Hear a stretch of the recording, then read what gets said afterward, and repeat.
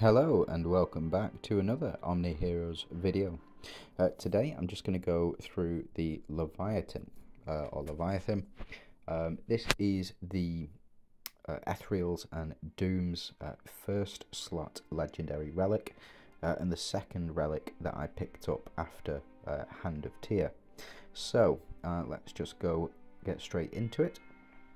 The ultimate ability on the Laevateinn, or the activation, Ancient Seal's removal unleashes the endless bloodthirst of the Laevateinn, dealing 210% plus 69, nice, 760 relic damage to a random enemy, and then increases over time as long as you continue to build it up. So a decent amount of damage, but nothing to nothing to call home about really. It is just a basic or an additional attack effectively. Now the link skill for Laevateinn, or in fact let's go to the passive ability for Laevateinn. For 3 rounds after casting Laevateinn, you gain 30 relic energy every round and has a 50% chance to apply silence on the target. So this particular relic is very useful as long as you get that 50% chance to proc. It can stop particularly nasty units like say Atrops or Lichessis from activating. It can also stop big damage dealers to help you get through certain events. If you're struggling on a particular stage, you pop this in slot 1. This triggers in round 1, for example. You silence the opposing enemy for 2 rounds, which means they won't get a basic attack, and they'll get a basic attack and then they'll have to do another basic attack the following turn, and then it passes over, so they won't do their ultimate ability until round 5, which can be super impactful, especially against if you've come across the Astrid and Atrops combo, where Astrid will allow Atrops to trigger twice doing her ultimate. This will cut that out if the Atrops get silenced. But again, it's a random enemy or a target enemy, and it's a 50% chance, so not 100%, and so it's not reliable. And even if you do level it up, it does stop. It doesn't increase that 50% chance. It does increase the number of targets available for Laevateinn if you do level it up, but again, it's not something that I would rely on, just because it is only a 50% chance. If it was 70, it becomes much more consistent that it does happen, but again, it's only a 50% chance. Now the next ability is its link skill. When ally inflicts stun, all allies gain 20% reflect rate for 3 rounds. This is a Doom's relic, it looks like. It doesn't look to stack with anybody else within the Ethereal synergy, which is what it's for. And it is only Halios, and Halios is not he's not a super unit. He won't he can carry certain teams through early to mid game, but then does fall off in sort of late game. He does do impressive amounts of damage sometimes, but it's only if you've got the right setup for him. And again, he is worth investing in up to sort of the 8-star mark, but then after 8-9 stars, you don't particularly want to be putting your diamond, your Oracle tokens or your guild tokens into obtaining Halios. It is what it is. And the final one is the increases the number of random targets to 2, and then increases the number of random targets to 3. So you can have a maximum of 3 targets potentially silenced with Laevateinn if you get it up to 7 stars, which is expensive to say the least. But that's it for the description. It doesn't really do much else. As you can see, it does add a number of stats, and the higher level you go up, the higher the stats do become. So if you look at the advance, if I were to level it up to level 3, I'd unlock the level 3 on this one, so it'd increase the damage done. It'd also increase the random targets to 2 if I were to get it up to 3.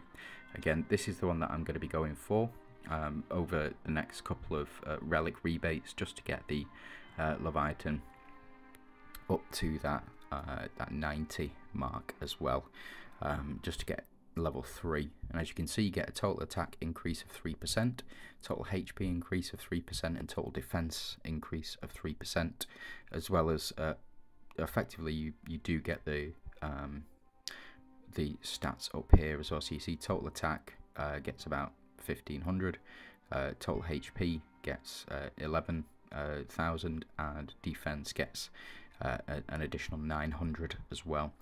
So looking to get this leveled up as quickly as I can. As you can see, I'm currently at 67, so just waiting for that relic rebate to kick in. So let's jump into some gameplay and see how the Laevateinn does. So here we are in some gameplay.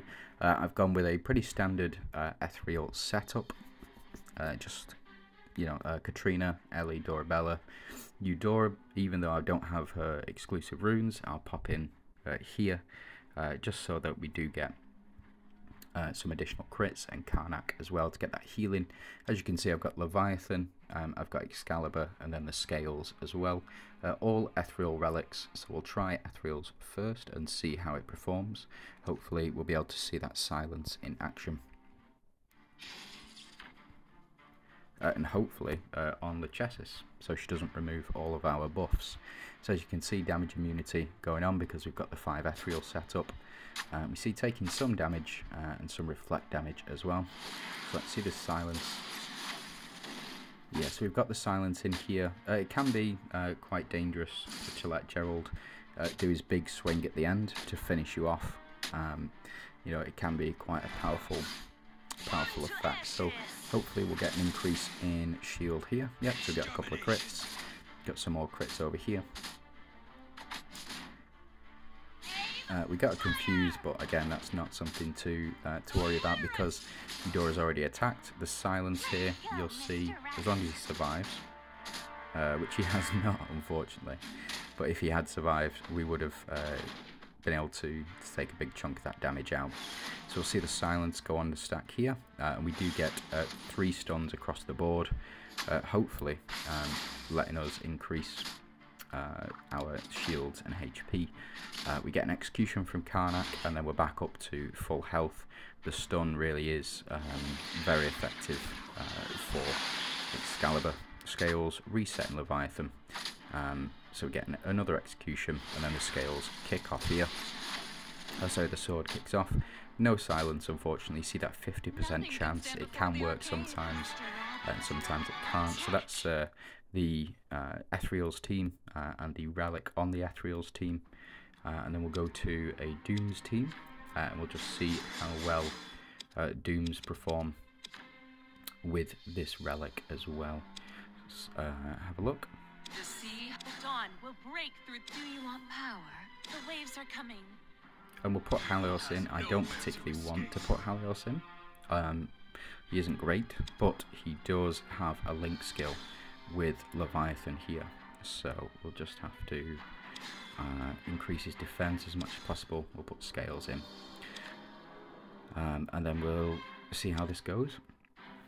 Hopefully we'll get a silence on the Laevateinn here to stop her from removing all of our buffs. You see the Holy Shield buff here, and all of our shields and all of our reflect rate.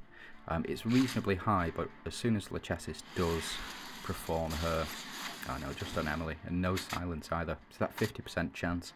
If it was a higher chance, if it was guaranteed, I would absolutely love this relic. We did get the confused, but unfortunately we didn't get the confused chance to proc. It's that 50% chance. It does need to go up as much as possible. So we do see some big damage from the enemy team, but nowhere near enough damage, I don't think, to feasibly win this stage. So the Sanctuary does proc for Lamia here. See the shield giving Lamia additional HP and defense. Could have done with that about 30 seconds ago. We'll see. It may potentially be a win. So the silence, in fact, does not stop Emily from doing her her attack, but the reflect damage kicking in. We'll get some heals here for the 2 units with the lowest HP. So it looks like the reflect damage is going to secure the victory. Hopefully a silence. Yep. So silence here. And then potentially confuse.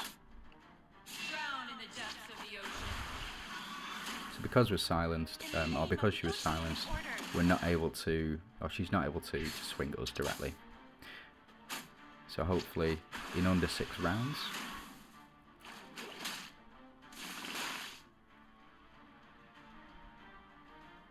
And we'll get a victory here. If not, no, crossed over to 7, just on the edge of 7. But we saw enough of the relic there to work very well. It's a very, very powerful relic. As long as you do keep improving it over time. The way to obtain it is through the relic rebate. So we go to the relic vault up here in the top right hand corner of the screen. You'll be able to see a relic rebate if it is on. If you get 100 relic summons, which is what I'm saving up for here, you'll be able to get 30 shards towards that. Now it's 90 shards originally for 1 copy. So if we go down here, as you can see, the relics that I don't have, you need 90 shards in order to get your first copy of the relic, and then afterwards it is 50. So if we go to advance, see here I need 50 shards, 0 out of 50 to advance to the next level.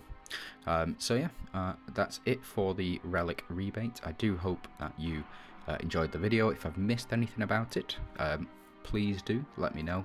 Please get in touch via the comments section or on the Discord. If you can leave a like and a subscribe, it really help the channel grow. Thanks for watching.